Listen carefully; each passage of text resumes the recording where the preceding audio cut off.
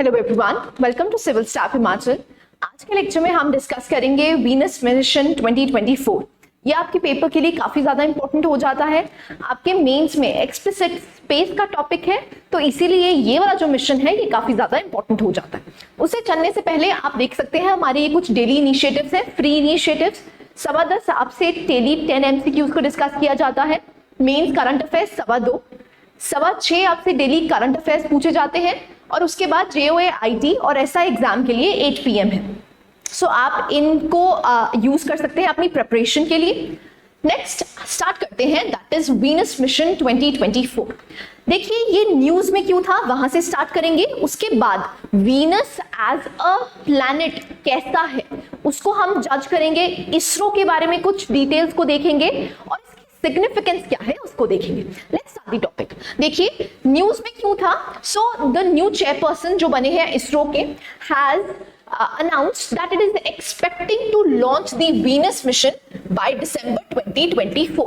2024 तक हमने Venus mission launch करना है। नेक्स्ट क्या है, अब एम क्या है इसका, ये इंपॉर्टेंट हो जाता है।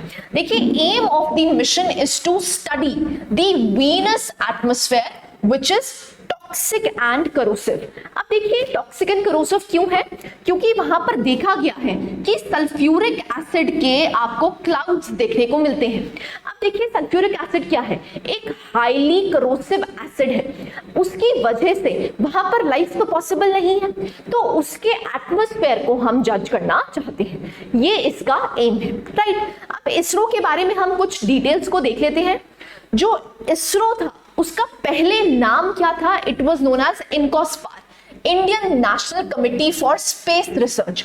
इसको एस्टैब्लिश किया गया था under Jawaharlal Nehru in 1962 under the Department of Atomic Energy, right. उसके बाद जो एमिनेंट साइंटिस्ट थे जिनका नाम था विक्रम साराभाई, उन्होंने एक काफी बड़ा रोल प्ले किया जिसमें उन्होंने एम्फसाइज किया कि एक कंट्री को डेवलप होने के लिए रिसर्च, स्पेस रिसर्च काफी ज्यादा इंपॉर्टेंट हो जाती है।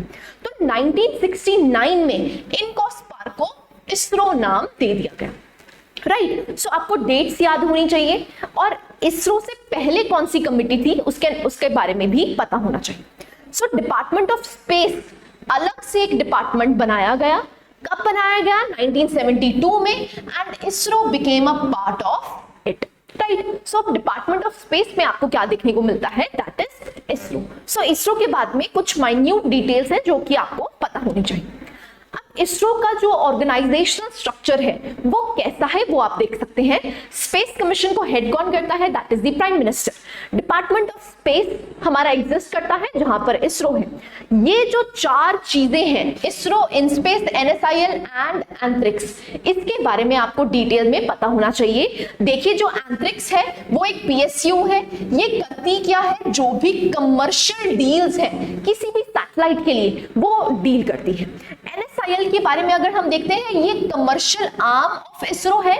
प्राइमरी रिस्पॉन्सिबिलिटी क्या है, enabling the Indian industry, very very important, it enables the Indian industry to take up high technology space related activities. So यहां पर हम इंडिजिनस होने की बात कर रहे हैं। सो वो आर्म कौन सी है, दैट इज NSIL। नेक्स्ट आता है इन स्पेस। देखिए जो इन स्पेस है, it permits and regulates the activities of the private sector. अब जो प्राइवेट सेक्टर है उसको रेगुलेशन के लिए, उसकी रेगुलेशन के लिए क्या बनाया गया है, that is in space. ISRO के बारे में आपको पता ही है, इसरो बनाई गई थी 1969 में, ठीक है जी। सो आपको इनके बारे में पता होना चाहिए। नेक्स्ट चलते हैं, वीनस के कुछ फैक्ट्स देखते हैं। अब वीनस मिशन है तो ऑब्वियसली बात है हम उसके कुछ फैक्ट्स देखना चाहेंगे। सो इसको कहा जाता है, it is named after Roman goddess of love and beauty. ये सेकंड प्लैनेट है फ्रॉम द सन, और अगर हम वेट और साइज के बारे में जांचते हैं तो it is 6th in the solar system. Second brightest natural object है after moon on the earth, very very important. Earth से आप इसको आराम से देख सकते हैं, तभी इसको क्या कहा गया है, it is the second brightest natural object after moon. Next आता है जितने भी planets on our solar system है, जो उनमें से वीनस और यूरेनस है they spin clockwise on their axis, बाकी सारे जितने भी आपके प्लैनेट्स हैं वो एंटी क्लॉकवाइज रिवॉल्व करते हैं। ठीक है जी। नेक्स्ट आता है, it is the hottest planet in the solar system because of the concentration of carbon dioxide which works to produce the intense greenhouse gas effect। अब देखिए सन से सबसे पास तो क्या होना चाहिए, मरकरी, वो हॉटेस्ट होना चाहिए, लेकिन ये प्लैनेट हॉटेस्ट है क्यों? क्योंकि यहां पर आपको कंसंट्रेशन किसकी देखने को मिलेगी, कार्बन डाइऑक्साइड की। अब वो कार्बन डाइऑक्साइड की वजह से ग्रीन हाउस इफेक्ट होता है, जिसकी वजह से इसका जो एटमॉस्फेयर है वो सबसे ज्यादा गर्म हो जाता है। राइट। नेक्स्ट देखिए, जो डे है, a day on Venus is longer than a year, very very important. इसका मतलब है इसकी जो रोटेशन है वो काफी ज्यादा लॉन्ग है, एक ईयर से भी ज्यादा है। So rotation, it takes Venus longer to rotate once in its axis than to complete the revolution। इसका मतलब क्या है, इसकी रोटेशन जो है it is greater than the revolution। Revolution का मतलब क्या होता है, सन के अराउंड जाना। रोटेशन का मतलब क्या होता है, अपनी ही एक्सिस पे घूमना। ठीक है जी। सो ये आपको याद रखना है, चाहे डेटा फिगर याद ना हो लेकिन आपको फैक्ट याद होना चाहिए कि जो वीनस की रोटेशन है वो उसके रेवोल्यूशन से भी ज्यादा है। ठीक है जी। इसको कहा जाता है अर्थ का ट्विन। क्यों कहा जाता है, क्योंकि बहुत सी सिमिलैरिटीज है इसके मास को लेके, इसको इसके साइज को लेके, इसीलिए इसको अर्थ का ट्विन कहा जाता है। ठीक है जी। सो अब की ऑब्जेक्टिव्स क्या हैं इस मिशन के, देखिए हमें क्या करना है, हमें इन्वेस्टिगेट करना है किसके, यहां पर हमने क्या करना है, इन्वेस्टिगेशन करनी है उसके सरफेस की। सरफेस प्रोसीजर क्या है, शैलो सब सरफेस क्या है, हम क्या कर सकते हैं, वहां की जियोलॉजी को देख सकते हैं। अगर हम जियोलॉजी को देखेंगे तो हम देख सकते हैं कि अर्थ कहां से जनरेट हुई थी। क्यों? क्योंकि इसको क्या कहा जाता है, अर्थ का ट्विन। सो वहां की अगर हम लेयर्स को जानेंगे तो हम कह सकते हैं कि यूनिवर्स कैसे जन्म लिया। Right. So this is the key objective. Next क्या है, उसके स्ट्रक्चर को, कॉम्पोजिशन कैसे हुई है, उसके एटमॉस्फेयर को भी हम इन्वेस्टिगेट करना चाहते हैं। ठीक है जी। नेक्स्ट आता है, सोलर विंड की इंटरेक्शन इस प्लैनेट से कैसे होती है उसके बारे में भी हम पढ़ना चाहते हैं। अब देखिए सोलर विंड और आयनोस्फेयर वर्ड यूज हुआ है तो आप दोनों के बारे में देख सकते हैं। सबसे पहले आपको सन की लेयर्स पता होनी चाहिए। देखिए सबसे अंदर वाली लेयर को कहा जाता है इनर कोर, सबसे बाहर वाली लेयर को कहा जाता है कोरोना। ठीक है जी। अब इनर कोर के बाद आता है रेडिएटिव जोन, रेडिएटिव जोन के बाद आता है कन्वेक्टिव जोन, कन्वेक्टिव जोन के बाद आपको photosphere, chromosphere and last one is corona. आपको लेयर्स के बारे में भी पता होना चाहिए कि कौन सी ऐसी लेयर्स हैं जो हमारे सन में दिखाई देती हैं। अब जो आपकी सोलर फ्लेयर्स हैं वो एक्चुअली में क्या है, highly charge particles, high energy winds blow करती हैं किससे, सन से, तो वो हर प्लैनेट के एटमॉस्फेयर से टकराएंगी। अब फॉर एग्जांपल अगर हम अर्थ की बात करते हैं तो यहां पर आपको ऑरोरास देखने को मिलते हैं। राइट। ऐसे ही जब ये वीनस के एटमॉस्फेयर से टकराएंगी तो क्या होता है, इसकी जांच भी ये मिशन करेगा। राइट। सो आप देख सकते हैं जो सोलर फ्लेयर्स हैं वो क्या है, it is the release of constant stream of particles and magnetic fields which are called as the solar wind। So आप देख सकते हैं ये solar flares हैं, ये solar wind हमारी धरती से के magnetic field से टकराती है और beautiful colors show करती है in the form of auroras। Right। ऐसे ही हम जांचना चाहते हैं कि जब ये वीनस के एटमॉस्फेयर से टकराती है तो क्या होता है।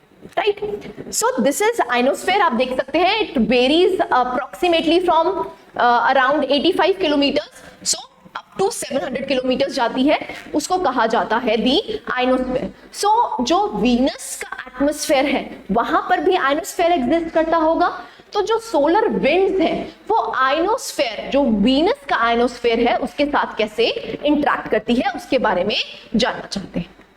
ठीक है जी। अब सिग्निफिकेंस क्या है, देखिए सिग्निफिकेंस क्या है, हम कहते हैं इट इज अर्थ्स ट्विन। सो इसीलिए हम कह सकते हैं कि अर्थ कैसे इवॉल्व किया, अगर वहां के हम लेयर्स को जान पाएंगे तो हम कह सकते हैं कि अर्थ भी कैसे इवॉल्व किया उसको हम जान सकते हैं। सो यहां पर आप देख सकते हैं जो भी कंडीशंस हैं अर्थ लाइक प्लैनेट की उसको हम देख सकते हैं, right. So it will help in modelling earth's climate and serves as a cautionary tale on how dramatically a planet can change due to climate change। अब यहाँ पर हम क्या करना चाहते हैं, जब हम उसका एटमॉस्फेयर पढ़ लेंगे तो हम जान सकते हैं कि क्लाइमेट चेंज की वजह से अर्थ भी कैसे इवॉल्व करेगी। क्यों? क्योंकि वीनस और अर्थ ट्विन्स हैं, इसलिए हम जान सकते हैं कि अगर ये सोलर विंड्स बहुत ज्यादा ब्लो करती हैं तो हमारे अर्थ पे क्लाइमेट चेंज कैसे होगा। ठीक है जी। So this is the significance. अब चैलेंजेस क्या हैं, देखिए जो वीनस है उसके डिफरेंट चैलेंजेस हैं एज कंपेयर टू मार्स, क्योंकि जब हमने मॉम मिशन भेजा था उसके डिफरेंट चैलेंजेस थे। अब क्योंकि वीनस में आपको थिक क्लाउड्स देखने को मिलते हैं, एक कॉम्प्लेक्स प्लैनेट है, सल्फ्यूरिक एसिड के थिक क्लाउड्स देखने को मिलते हैं, तो जब भी आप कोई सैटेलाइट लॉन्च करेंगे तो ऑब्वियस सी बात है वो जो थिक क्लाउड्स हैं वो क्या करेंगे, उन रेस को पेनिट्रेट करने से रोकेंगे। तो हम क्या चाहते हैं, हम कुछ हाई टेक्नोलॉजी यूज करें जिसकी वजह से वो थिक क्लाउड्स के अंदर तक हम पेनिट्रेट कर पाए और उसके सरफेस को रीड कर पाए, राइट। सो इसीलिए हम इस मिशन में क्या यूज करने जा रहे हैं, that is synthetic aperture radar. अब देखिए ये सिंथेटिक अपर्चर रडार क्या करता है, जो भी सरफेस है, चाहे जितना भी थिक एटमॉस्फेयर हो, चाहे रात हो चाहे दिन हो, ये क्या करता है, इस हाई रेजोल्यूशन इमेजेस पैदा करता है। ठीक है जी। सो यहां पर हम SAR का यूज कर रहे हैं। आप देख सकते हैं SAR कैसे काम करता है। सो यू कैन सी यहां पर जो स्वेथ विड्थ है वो भी काफी ज्यादा होती है और यहाँ की जो इमेजेस होंगी वो भी हाई रेजोल्यूशन इमेजेस होंगी। सो चाहे थिक क्लाउड्स हो चाहे रात हो, यहां पर आपको इमेजेस हाई रेजोल्यूशन में देखने को मिलेंगी। इसीलिए इस मिशन में हम क्या यूज कर रहे हैं, that is SAR, synthetic aperture radar. I hope यहां तक क्लैरिटी है। ठीक है जी। अब प्रीवियस मिशंस बहुत सारे वीनस पे भेजे हुए हैं, जैसे फॉर एग्जांपल यूएस ने mariner, Pioneer mission, Magellan mission भेजा था, ऐसे ही रशिया ने वेनेरा और वेगस भेजा है, जापान ने अकत्सुकी भेजा है, ऐसे यूरोप ने वीनस एक्सप्रेस 2005 में भेजा था। तो यहां पर इंडिया भी कोशिश करेगा वीनस पे अपना सैटेलाइट पहुंचाने की। ठीक है जी। So this is all about this topic. आप कुछ हमारे फ्री इनिशिएटिव्स और पेड इनिशिएटिव्स को देख सकते हैं। So this was the holistic coverage. I hope you like the lecture. Thank you very much.